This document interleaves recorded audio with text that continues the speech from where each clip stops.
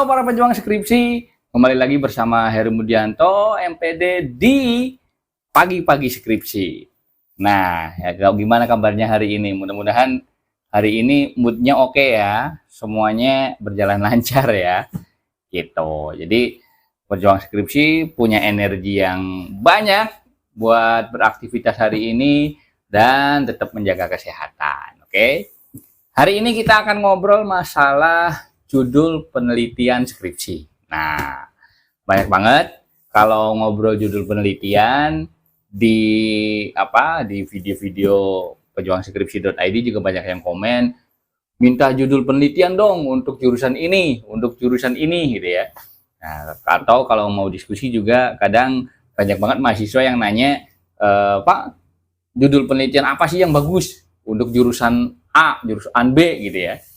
Nah, jadi gini, untuk judul penelitian ini biasanya mahasiswa yang nanya-nanya kayak gitu, itu mahasiswa Indomie biasanya. Indomie itu apa ya? Pengennya yang instan-instan aja gitu. Jadi dia nggak mau capek mikir, pengen judul penelitian untuk jurusan ini dong gitu. Padahal judul penelitian itu nggak bisa dicari dengan kayak gitu. Kenapa? Contohnya gini deh. Kalau ditanya calon istri yang bagus itu kayak gimana? Nah, itu kan jadi nanti jawabannya relatif banget. Relatif banget, ada yang ngomong, oh yang pinter, yang cantik. Nah, yang cantik aja kan relatif bagi orang. Ada yang cantik itu yang langsing misal. Ada yang tubuhnya agak cembem gitu ya. Kemudian ada yang tinggi gitu ya. Ada yang imut-imut gitu. Nah, itu pemilihan itu aja kan tergantung masing-masing. Nah, judul penelitian pun sama. Tergantung orangnya. Kenapa? Karena tergantung kemampuan, tergantung wawasan, dan tergantung minatnya juga gitu. Jadi nggak bisa, oh jurusan ini, judul penelitian yang bagus ini nih, gitu. Itu nggak bisa. Kenapa? Karena judul penelitian itu masing-masing endingnya gitu. Jadi kalau ada yang nanya, Pak, judul penelitian yang bagus untuk jurusan ini apa? Ya semuanya bagus, asal sesuai dengan skop jurusannya gitu. Nah, jadi kalau teman-teman masih bingung, Pak, aku bingung nih mau judul penelitiannya tentang apa gitu ya. Nah, ini ada beberapa hal yang bisa kita bahas di sini sebentar. Jadi yang pertama, sekali lagi saya bisa ngomong judul penelitian itu kembali ke masing-masing. Saran saya, minat teman-teman itu sukanya apa?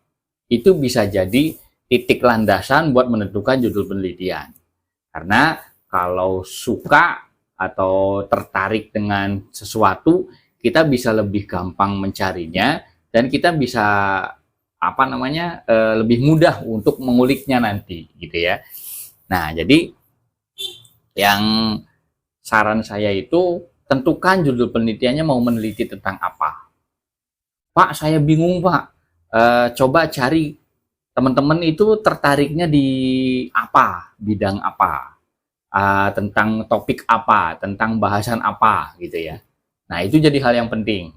Jadi berlandaskan dari situ bisa gitu. Nah, kemudian yang kedua, coba cari-cari pengalaman-pengalaman atau apa ya, ibaratnya hal-hal yang teman-teman temukan sehari-hari, permasalahan yang berkaitan dengan jurusan teman-teman gitu. Nah, itu bisa dijadikan landasan juga untuk mencari judul penelitian. Atau ya tadi mencari hal-hal yang baru, sedang booming yang terjadi. Nah, itu bisa juga jadi ide untuk judul penelitian.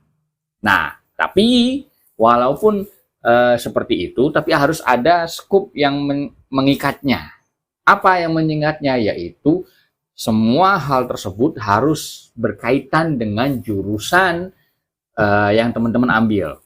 Jadi kalau teman-teman misal jurusannya ilmu komputer, ya udah penelitiannya tentang sekitar ilmu komputer gitu.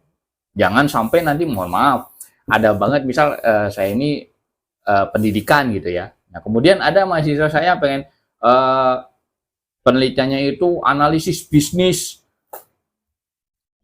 pasca virus corona gitu ya. Loh, kok nggak nyambung? Kenapa skupnya itu harusnya tentang pendidikan lagi gitu, sesuai dengan jurusannya. Karena kalau nggak sesuai ya nanti dosen nggak akan menyetujui, nggak akan meng-ACC judul teman-teman gitu. Jadi boleh yang disuka, boleh yang di hobi, yang diminati, atau boleh masalah sekitar, tapi tetap skupnya itu masih di lingkupan jurusan gitu ya. Jadi jangan melebar kemana-mana nih. Jadi harus ada patokannya, itu masih berkaitan dengan jurusan kuliah teman-teman. Oke. Kemudian ini juga nih, pastikan sesuai dengan kemampuan. Maksudnya kemampuan itu apa, Pak? Kemampuan itu banyak, dari kemampuan finansial, kemampuan waktu, kemampuan tenaga juga gitu. Contoh, aku mau meneliti pendidikan di Norwegia misal ya. Nah, kalau mau meneliti di sana ya udah teman-teman harus mengukur kemampuan, kira-kira ada nggak finansialnya untuk ke sana. Kemudian ada nggak konsultan, atau bukan konsultan bahasanya, teman diskusi yang berasal dari guru Finlandia misalnya, supaya untuk mempermudah dan lain sebagainya. Nah, itu harus jadi bahan pertimbangan gitu. Supaya jangan sampai penelitian kita itu tinggi, tapi kemampuan kita nggak nyampe ke sana. Ibaratnya kita mau meneliti pendidikan di 7 negara besar misalnya, nah tapi kemampuan finansial kita tidak masuk ke sana, atau waktunya mungkin terlalu lama jadinya. Untuk meneliti itu harus dibutuhkan 2 tahun gitu ya. Wah ya, nanti teman-teman nggak lulus-lulus kalau kayak gitu ya. Gitu. Nah, jadi sesuaikan dengan kemampuan kita juga. Jadi skupnya harus sudah sesuai jurusan, kemudian sesuaikan dengan kemampuan kita juga. Selanjutnya, solusinya gimana untuk judul penelitian ini? Sama dengan solusi proposal penelitian yang kemarin, coba teman-teman cari judul-judul penelitian, topik-topik penelitian yang sudah ada. Mungkin itu bisa jadi referensi untuk judul penelitian teman-teman. Saran saya, jangan plek-jiplek-plek sama. Artinya plek-jiplek-plek itu gimana ya? Bahasanya, jangan sama persis gitu. Tapi ya cobalah diganti variabel X-nya atau variabel Y-nya, atau diganti salah satu variabelnya, diganti tempatnya, diganti usianya, rentang usia apa namanya, yang dijadikan objek penelitiannya gitu ya. Nah, itu boleh. Jadi silahkan cari judul-judul penelitian yang sudah ada, kemudian teman-teman bisa tentukan apakah bisa dieksekusi atau enggak gitu ya. Kemudian yang kedua tadi, cari info terbaru, cari inovasi terbaru untuk dijadikan judul penelitian teman-teman. Kayak yang saya sebutkan di video sebelumnya, mungkin bisa lihat di video proposal penelitian gitu ya. Kalau sekarang sedang booming metaverse, ya boleh deh kita cari metaverse di bidang, misal kalau teman-teman jurusan bisnis, ya udah metaverse di bisnis seperti apa gitu. Atau NFT misal, ya udah NFT di bisnis itu seperti apa, atau bisnis NFT itu seperti apa gitu. Itu boleh gitu. Jadi cari info-info terbaru supaya teman-teman bisa membuat sebuah penelitian tentang hal tersebut gitu ya. Kemudian yang ketiga, tadi saran saya, bikin judul jangan direndengin 20 judul, aku dapat 20 judul. Ajuin ke dosen, Pak, dari 20 judul ini mana yang dipilih? Nggak gitu untuk mengajukan judul penelitian. Dari misal teman-teman udah riset dapat 20 judul, kerucutkan jadi 3 yang akan diajukan ke dosen. Nah, dari 3 itu teman-teman sudah mempelajari dalam 3 judul tersebut. Bukan hanya, Pak, aku mau judul ini. Tapi nanti ketika ditanya, oh ini latar belakangnya apa? Oh ini variabelnya apa? Oh ini indikatornya apa? Tapi nggak tahu gitu. Nah, makanya di 3 judul tersebut kita pelajari lebih dalam. Apa indikator variabelnya dan lain sebagainya. Metode penelitiannya kira-kira pakai apa dan lain sebagainya. Itu sudah tahu. Oke? Nah, nanti sebenarnya judul skripsi ini bersifat sangat objektif. Nah, nanti kita bahas kenapa judul penelitian ini bersifat sangat objektif gitu ya. Sebenarnya judul penelitian itu seperti yang sudah saya bilang, itu sangat-sangat objektif. Jadi bukan objektif, sangat-sangat subjektif, sorry. Nah, kenapa subjektif? Karena sebenarnya diterima atau ditolaknya judul penelitian para pejuang skripsi itu tergantung dosen pembimbing gitu. Nah, pertimbangan dosen pembimbing satu dan dosen pembimbing yang lainnya itu mungkin bisa sangat jauh berbeda gitu. Jadi bisa aja dosen pembimbing satu oke dengan judul itu, dosen pembimbing dua bisa jadi nggak ACC gitu. Nah makanya sebenarnya judul penelitian ini sangat-sangat subjektif jadinya gitu. Kenapa? Ya tadi karena tergantung dosen pembimbingnya gitu.